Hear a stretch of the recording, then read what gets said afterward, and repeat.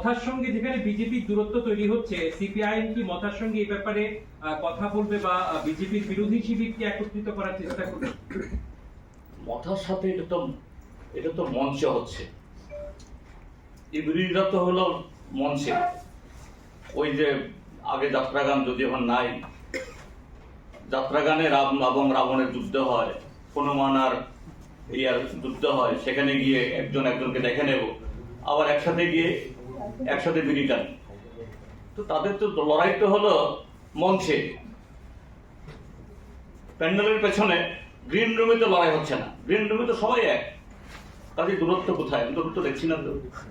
এটা মানুষকে তার দৃষ্টি অন্যদিকে দাবিত করার জন্য লড়াই। এই লড়াই রাজ্যের মানুষের জ্বলন্ত সমস্যা, রাজনৈতিক সমস্যা, এডিসির মানুষের চাহিদা পূরণ, এবং এরা প্রকাশ্যে স্লোগান তুলছে।